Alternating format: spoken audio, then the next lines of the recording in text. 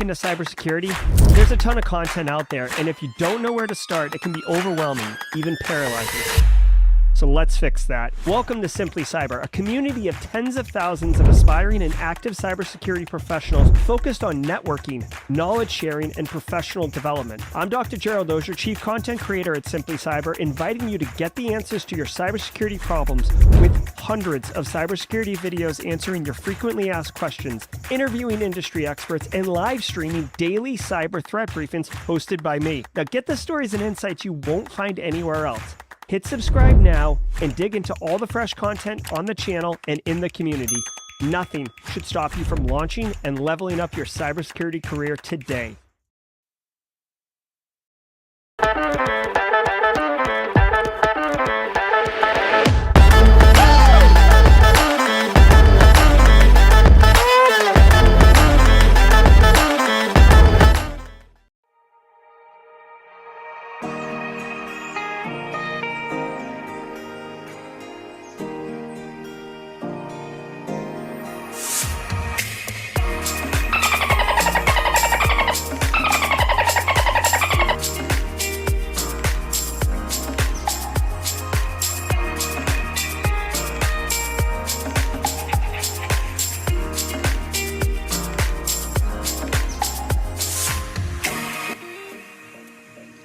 Good morning, good afternoon, good evening. Thank you so much to everybody who is joining us today at 10:30 Eastern Standard Time, or 10:30 a.m. Eastern Standard Time. My name is Eric Taylor. I'm the Chief Forensic Operator and owner here at Barricade Cyber Solutions. And I'm welcoming you to episode 462 of today's Simply Cyber Threat Briefing. Thank you so much. Again, before we get started, everybody, I do want to say apologies to everybody. We had we can't always say clients, right, or the client's name right like that, but we had a bit of an issue with one of our cases that we're working on that required, all hands on deck, and it wouldn't be fair to them to be like, oh, we can't help you, we got to host this podcast type thing, right? So much appreciation to the grace that everybody is extending. Please understand, I did want to be here, but at the end of the day, clients do come first, and making sure that they're able to operate in a meaningful manner is very paramount to not only the business but goodwill, person to person, right? So that they look like they're getting back up, but anyway, we'll digress and go on. Again, thank you so much for coming back in. I do see 92 of y'all wonderful, beautiful people. Thank you so much. I wanted to introduce our stream sponsors. You guys know them, you love them. First off, we'll start off with Panoptcy Security. Ladies and gentlemen, if y'all are ever looking to get into the trying to get your executive team to actually move forward with your recommendations that you are making to the organization, definitely consider leveraging Panoptcy Security to help you cross that finish line with multi-factor authentication, or putting in multi-clustered offsite backups, whatever that is. An organization like Panoptcy Security can come in and actually help you explain these things to the executive suite, so that way they can be able to advocate on your behalf. Is the best way that I can explain these type of things. So definitely look at Brandon Poole and the team over there at Panoptcy Security to help you get your cybersecurity goals inside of your organization achieved. We're coming up on the end of 2023. Make those conversations with him now and his team, so that way you can start looking at 2024 being a more secure year than you are in 2023. Also, thanks to the show's sponsors of Panoptcy Security. I'm sorry, not Panoptcy. You can tell I'm a little flustered this morning. It's been kind of crazy all morning. But, Antisyphon training, Black Hills Information Security Team's training division is called Antisyphon Training, where they do have that pay what you can. Definitely look at the link down there in the show notes, so that way you can get that direct link. You clicking on that link in the show notes helps vet and solidify your their engagement with this community, because they do track those type of engagements. So definitely look at that. Look at the courses they have. Me personally, I've done several of the Antisyphon training classes, breaching into the cloud, or popping into the cloud. A couple other ones, the red teaming. They've been very, very good classes when I was doing a lot of penetration testing. So definitely worth looking at and trying to see if this is a viable solution for you and your training efforts. With that, we are short on time. If you are actually here, please say hashtag Team Live. I definitely want to shout out to those who are first timers. Please say hashtag first time so that we can all give you that very friendly hello that you're so eager to get, and we want to be able to extend to you. We want you to be very welcome here, and again, thank you for joining. With that, let's get started. Again, we're a little short on time. We definitely have a lot of fires internally that we're trying to put out, so I definitely want to be able to deliver this news to you in a meaningful way. So let me stop this and jack up my soundboard audio. And with that, let's get this thing started, ladies and gentlemen. From the CISO series, it's Cybersecurity Headlines. It's Friday, September 29th, 2023. Chinese hackers stole emails from U.S. State Department in the Microsoft breach. A Senate staffer has told Reuters that Chinese hackers who breached Microsoft's email platform earlier this year stole 60,000 emails from 10 U.S. State Department accounts, 9 belonging to officials who were working on East Asia and Pacific issues, and 1 belonging to a Europe-focused official. The hackers also, quote, obtained a list containing all of the department's emails, end quote. Senator Eric Schmidt, whose staffer was allegedly the person who spoke to Reuters, said through a statement that we, quote, need to take a hard look at the federal government's reliance on a single vendor as a potential weak point, end quote. Johnson Controls faces $51 million. I shut for a second. So yeah, we're going to go full on. Yeah, this is completely absurd, ladies and gentlemen. I have been griping and complaining about this for years. We're going to get on a soapbox event for a second. There's been people who have been very, very mad at me, and you know what? Whatever. Biden and his administration put out those executive briefings last year, to almost 2 years ago now, maybe even close to 3, because we are hitting that re-election cycle, about mandating MFA and everything inside of their own government institutions. And this is just another case where they are not they want businesses to implement it, but they won't do it themselves. They say it's too hard, it's too complicated. You've seen, CMMC, the entire framework for that get rolled back because self-attestation doesn't work. It doesn't.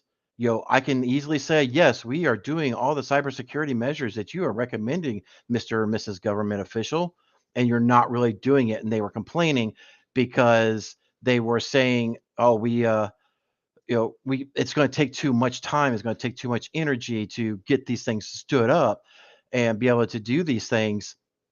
Now, I call complete and utter.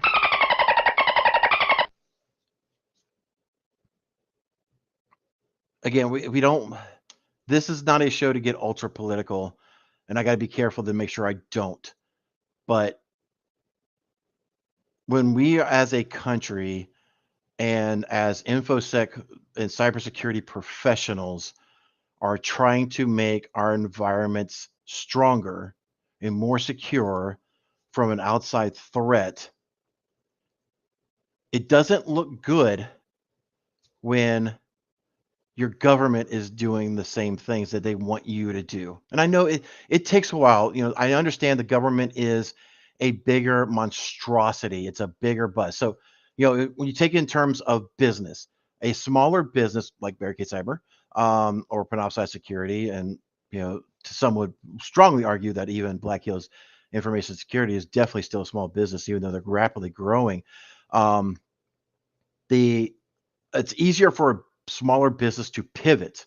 It's like driving a a Fiat versus, a train of Mack trucks. Comparison wise, it's harder to turn that entire freight train of Mack trucks around, aka the U.S. government, than it is a couple small Fiats, that can do 360s on a dime.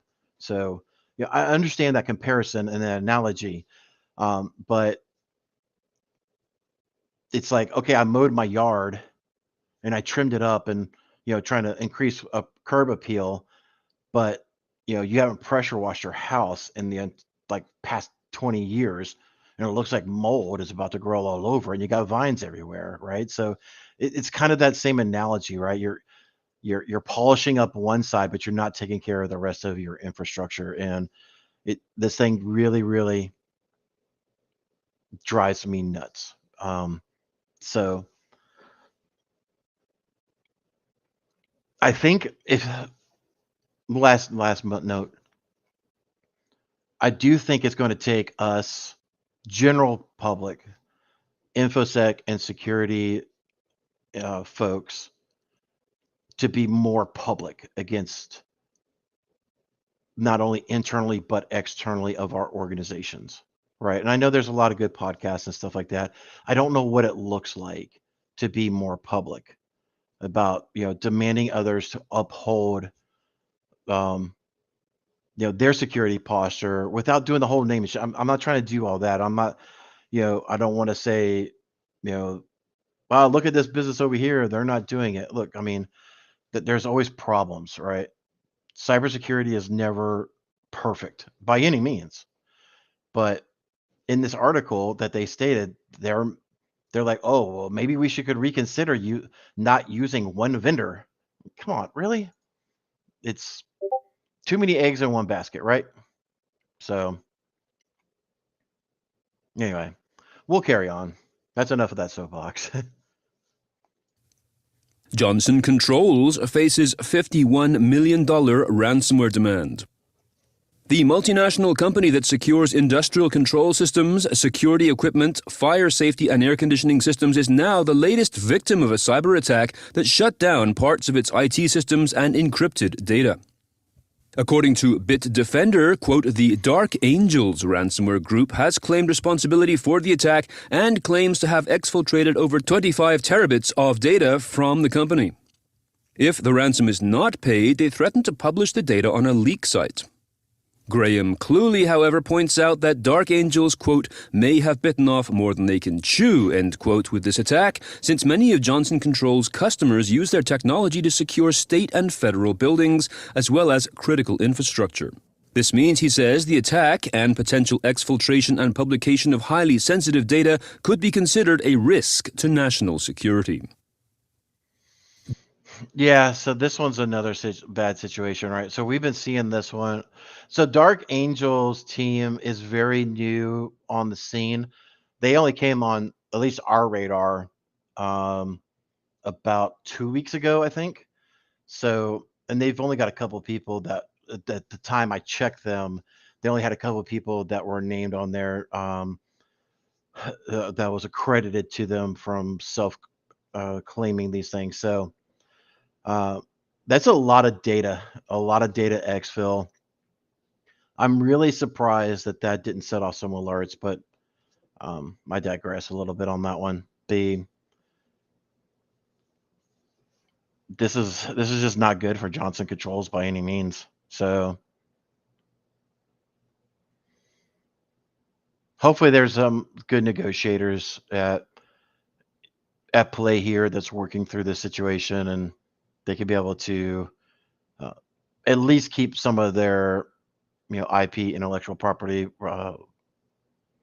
off the dark web and be able to do what they need to do. But yeah, it's definitely not a good day. I'll just say, we are now heading into the holiday season, ladies and gentlemen. Please be more mindful of your environments. They are definitely more subject now due to the holidays than they ever have been. The European nations are definitely coming out of holidays, and while they do still have a conflict over there, we are seeing a lot of increased attacks. right? So we're seeing a lot more.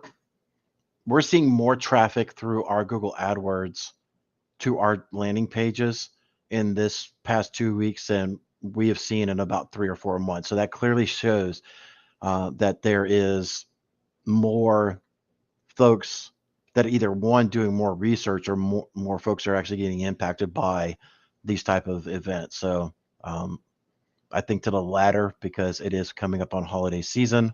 So please be mindful.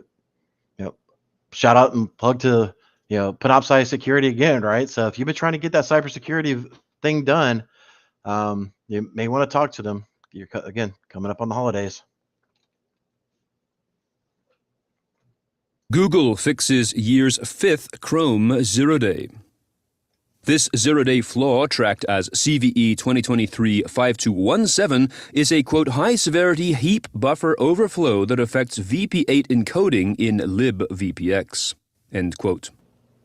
Researcher Clément Lessine from Google's threat analysis group discovered the flaw on September 25th. Maddie Stone, also from Google's tag group, confirms that the issue was addressed and fixed within 2 days, and also confirmed that there has been, quote, exploitation by a commercial spyware vendor, end quote. That's not good. So yeah, data exfiltration is never good, but I know Google is having a lot of problems. Apple is, we use a hybrid of Google and Apple devices, because we always got to make sure that we're up to date on what our clients and potential prospects are potentially using inside of their infrastructure. And there's been a lot of updates.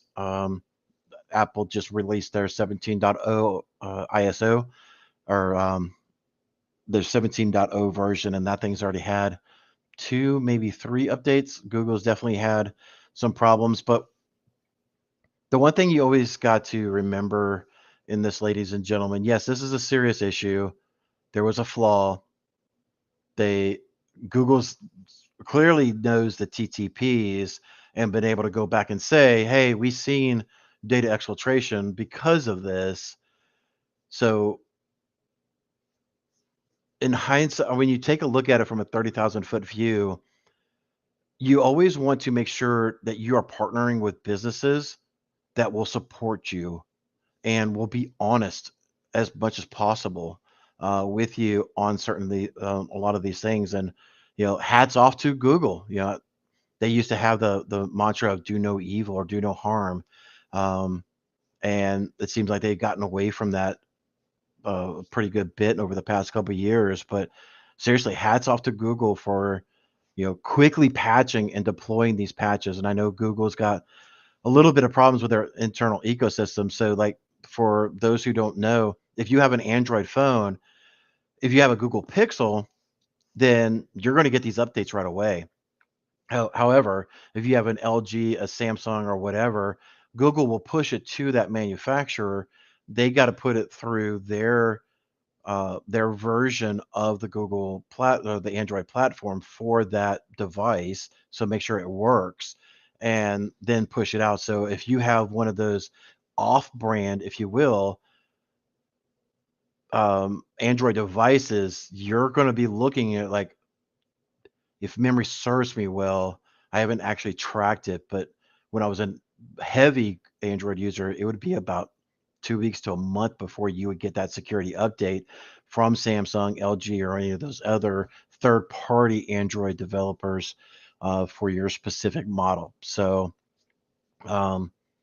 just be aware of that. See if this particular CVE does apply to you, and apparently Google definitely knows how to. Let's just pull this up. We got a few moments here. Be quiet, Ad. Go away. Heap overflow. Yep. For free and extensions. Okay.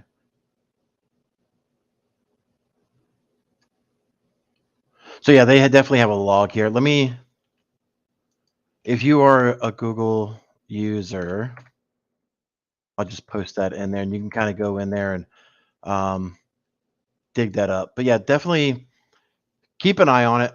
Oh yeah, we're going to talk about iOS in the next topic. But yeah, let's talk about that and we'll kind of catch up. Cisco warns of iOS zero-day exploitation attempts.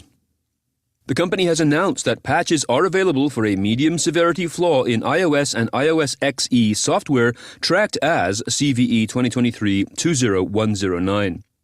This flaw affects the group encrypted transport VPN feature of iOS and iOS XE. Successful exploitation requires valid credentials and administrative control over a group member or a key server. Cisco states that, quote, products running a vulnerable iOS or iOS XE release with the GDOI or G-IKE version 2 protocol enabled are impacted by this issue, end quote. There are no workarounds, so the patch is strongly recommended, especially since Cisco has observed exploitation attempts in the wild. Yeah, this thing definitely came up on our radar yesterday. So on this one and the Google. You gotta patch it. That's right. You gotta patch it. So yeah, definitely patch your Androids. Definitely look at this this vulnerability with the iOS frameworks. Like I said just a moment ago, Apple's been doing a lot of updates since rolling out their 17.0 to patch up some of their vulnerabilities inside of their ecosystem for mobile devices. And from the sounds of it, it does look like it does apply to iOS XE. And again, I'm not heavy into Apple, so I don't know if that is the Mac version iOS. Like, I'll ping Joseph. He's more into that than I am. But yeah, I think that's what it is. That's the new release for the Macs, and not the. I could be wrong because it is still iOS. Anyway. Leave a comment down below and tell me where I'm messing up, please. That way I can be able to be better informed on the Apple OS versions. So, but yeah, go through. This one did say that there are no existing patches for this particular vulnerability. There are mitigation steps. So, go through and apply these mitigations. That way you are as best protected until a formal patch can be vetted and released out to the general public, right? And with that, I did hear the intro of the mid-roll, so we will listen to that. And now, a word from our sponsor, AppOmni. If you think CASBs effectively secure your SaaS data, think again. CASBs lack visibility into your SaaS estate, nor can they address and detect risks that arise from SaaS apps' unlimited endpoints. What you need is a robust SSPM designed to secure the dynamic and extensible nature of SaaS apps and their data. That's where AppOmni comes in. We continuously monitor your SaaS estate to detect cyber risks and secure your company's most critical data and workflows. Get started at appomni.com. That's APPOMNI.com. Russian. All right. So, yeah, thank you, Nathan Bolton, for correcting me on that one. I made the assumption of Apple iOS, but I do know that Apple iOS they've had some. So apparently Cisco is also having some issues with some of their gear as well. So thank you so much for that correction. I do greatly appreciate it. It does get a little confusing when you're dealing with multiple things like that. With that, this is the mid-roll, so I do want to say thank you again so much for everybody for y'all's patience and working through us as we were taking care of some other issues this morning. This is the time of the show I definitely want to always mention the Simply Cyber Community Challenge. Ladies and gentlemen, this is the community, or this is the hashtag that you want to be able to use on LinkedIn to be able to connect with other like-minded folks that are think and do the same things that you do. Yesterday, Jeffrey Santo posted out his cybersecurity. If you have not seen this, ladies and gentlemen, I will post this here into the chat. Please go check out his story. Connect with him if you haven't already. And I am going to, because we are running a late show, I'm guarantee you that Jeffrey Santo is probably not watching this stream, and I will manually pick somebody from the chat. If you want to nominate yourself, just say, nominate me or something, hashtag nominate or something in the chat, and I will randomly pick somebody from the chat so that way they can do it. I definitely want to keep that ball rolling. Jeffrey Santo, you are here. Thank you so much, buddy. So Jeffrey, please coordinate with somebody. Please pass the baton to somebody that in the community to be able to tell their Simply Cyber community challenge. And again, if you are red team, blue team, purple team, aqua, whatever colors they are right now, definitely do that and find other people that are in your niche vertical of information security or IT specialty, if you're hardware, software, network engineer, system administrator, things of that nature. So find other people that are just like you. Now, little self-promotion if you want. I will drop this in here, but the little fun that we're having, I know Dr. Gerald Ozier posted bought one of these, so you're going to see him actually wear some of these here very soon. But if you're wanting a threat actor suck, I put the link in there. More importantly, though, our friends over there at Cyber Junkies, they are putting out a cybersecurity awareness month for October.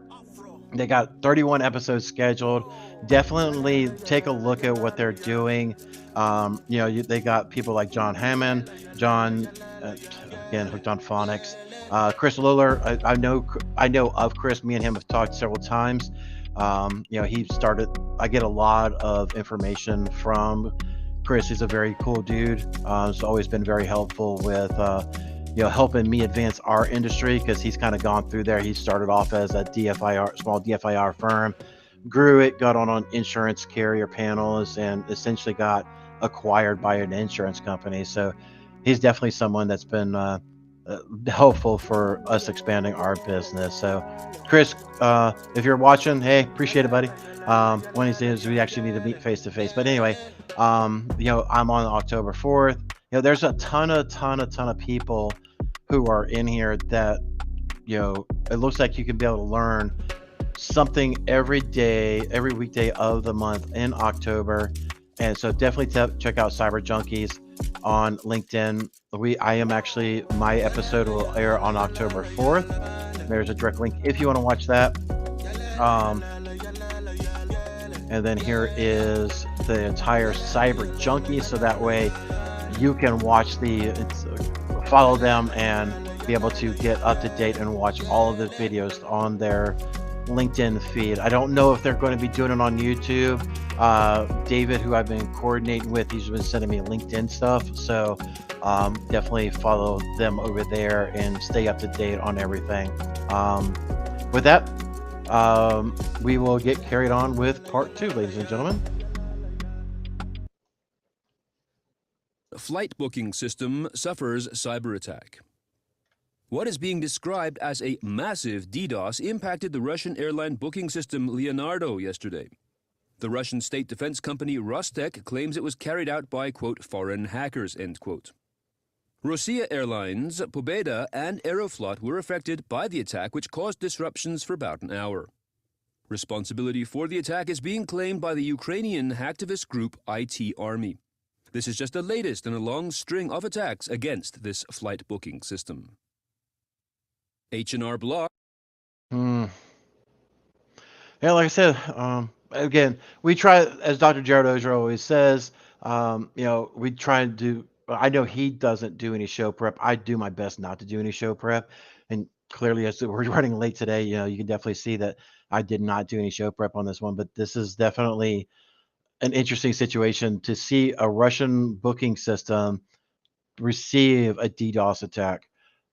So, clearly shots fired. There's always been, speculation, a lot of speculation, I should say, around, where a lot of these threat actors potentially come from, things of that nature, and being able to ascertain where, Dark Angel's coming from, and Lockbit and Black Hat and just all these other folks, right? So to actually have a Russian system taken down for this is pretty cool to some degree.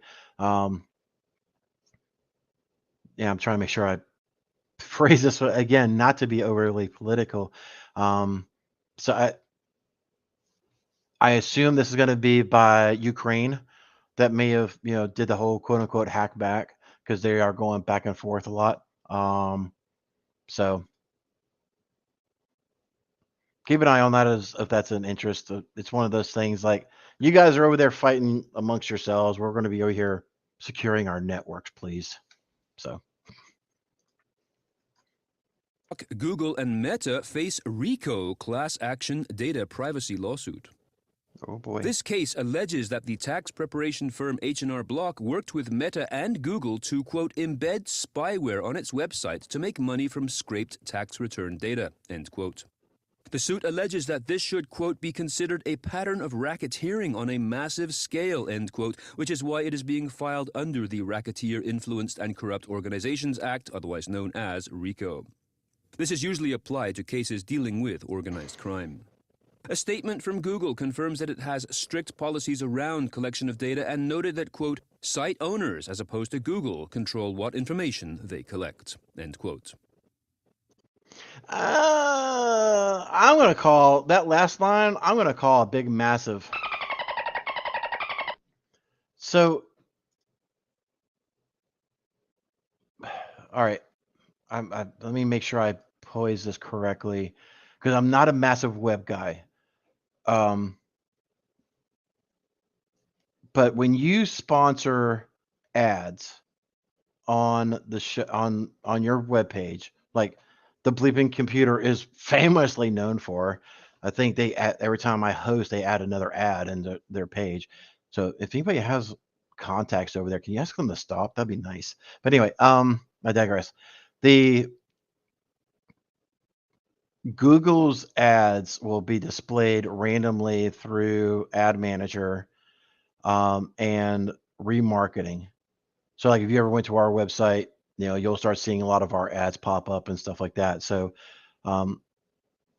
Facebook, Meta, all that, like I can take Google ads and market on Facebook. I can market on Instagram, and definitely YouTube naturally. But no, I take that back. I cannot. I misspoke. Rewind tape. So the ad, let's just put it this way. The person who is generating the ad owns and is able to track all interactions, right? So when you click on an ad, a lot of times it's that really long freaking string. A lot of that is tracking information. You're embedding cookies in, so that way you can see what page they left, what page they navigated through, and what was their exit page. That's all done inside of the ads. So I call big BS on, what a site owner does. I don't know about that.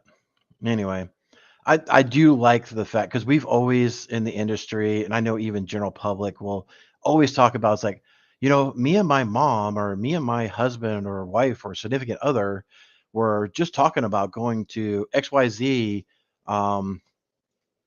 XYZ's ice cream shop or whatever like that. And we were talking face to face, not on the phone.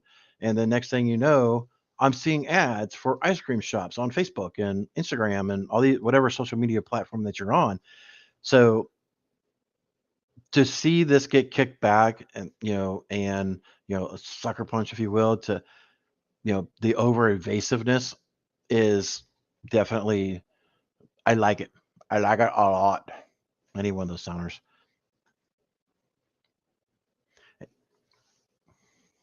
CISA launches new public cyber safety campaign.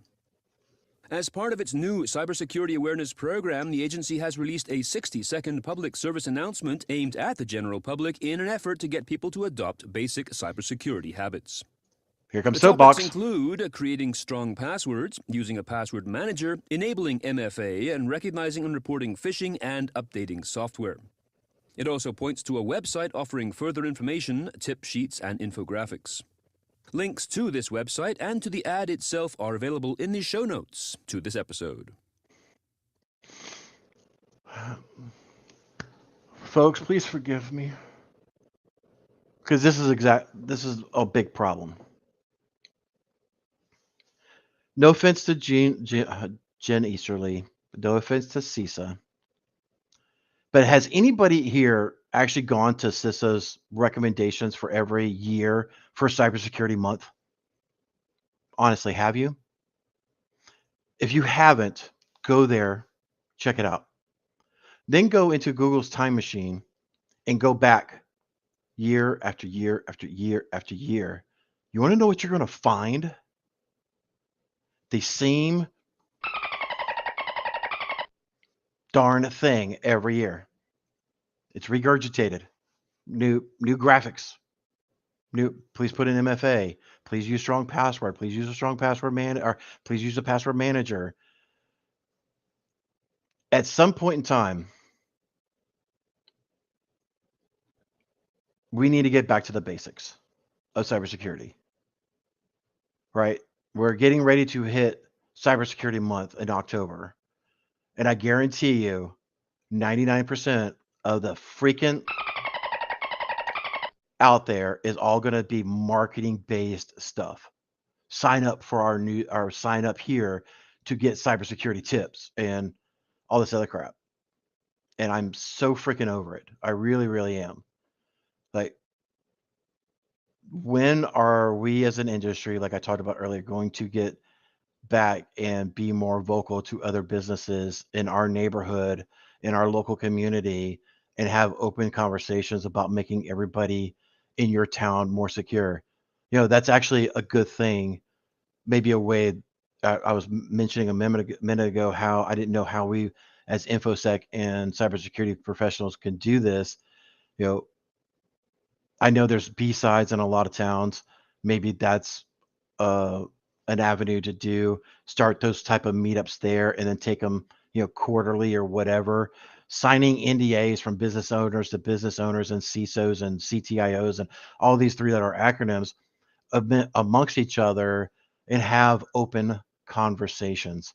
Hey, I'm really struggling with name your MFA product, integrating with name external product.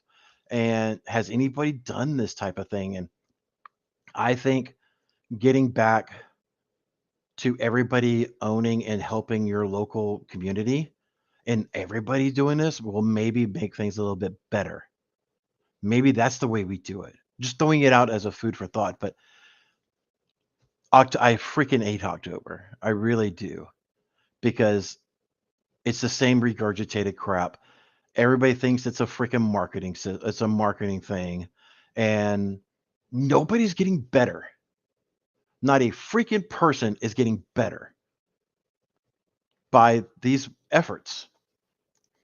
Now, I'm not saying don't be cybersecurity aware, don't be conscious, don't be whatever, because like I've said before, ransomware attacks are up. Threat actors are very engaged right now. Again, there's a very real issue at hand, but we're handling the problem in the wrong way. And that needs to change. Anyway, again, I don't want to be on a soapbox too much, but there we go.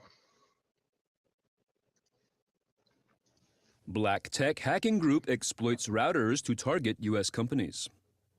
BlackTech has been identified by CISA, the FBI, and Trend Micro, amongst others, as a Chinese state-backed threat actor, and is known for tampering with routers in order to use them as network access points.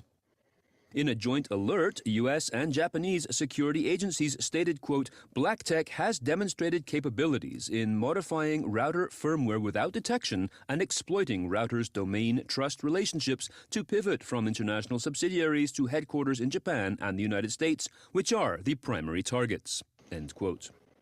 A typical attack chain used by the group involves spear phishing emails with backdoor-laden attachments. All right, 1 second, ladies and gentlemen. I'm just trying to make sure. Okay, cool. Good. My schedule is very jam-packed today, ladies and gentlemen. So, okay. Yeah, I didn't. Unfortunately, I was focused on something else at the moment.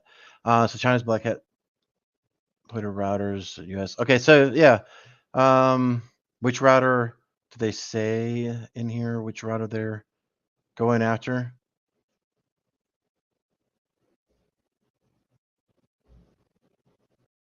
Bear with me as I read this. Oh, router's VPN issue or VPN feature.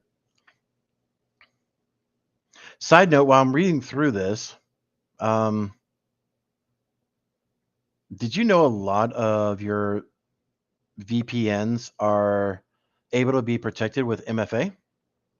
Oh, thanks, chat. Cisco. So yeah, so another Cisco issue, but I definitely know Cisco has the ability. I don't know on their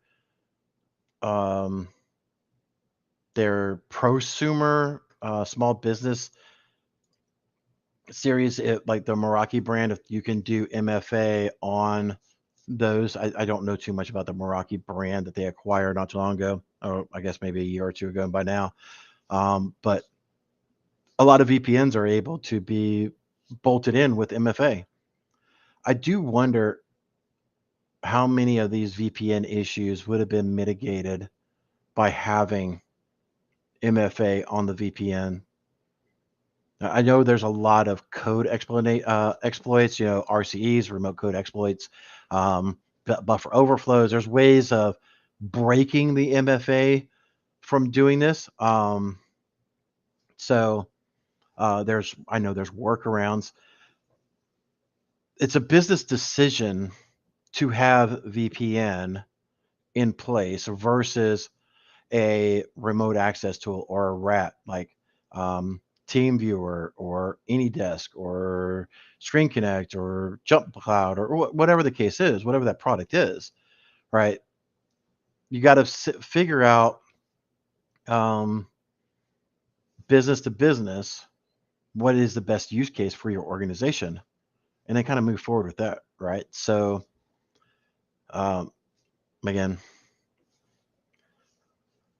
so if you have more Cisco, it looks like you have a long weekend if you have Cisco gear. So get back to. You gotta patch it. I love that freaking sounder. That is awesome. Is that the end of the? A reminder to join us later today at 3:30 p.m. Eastern, 12:30 Pacific for. Yep. So that's the end of that. Thank you so much, ladies and gentlemen. Again, so much for tuning in today. I do greatly appreciate it. I do wish I had time today for jaw jacking, but as you can tell, things are very kind of out of hand, very chaotic, and completely, out of control. Well, not out of control, but there's a lot of focus that needs to be done for our clients that are kind of going through some stuff right now. So with that, I will bid you all adieu. Thank you so much to the 115 of you that are currently watching. Please do Dr. Gerald Ozier a favor and smash that like button. Please tell everybody that who missed it, hey, you missed kind of a train wreck show of Eric just going off the rails a couple of times on a soapbox. With that, we will sign off with the sea shanty. I wish everybody a pleasant weekend. I hope everybody is doing well. And until next time, y'all take care of yourselves. There once was a kid whose passwords laid across all sites. They were the same, a criminal, then found their fame by taking that data to go. Soon may a criminal come to steal your pictures and data and run. One day when the crime is done, they'll steal your account and go.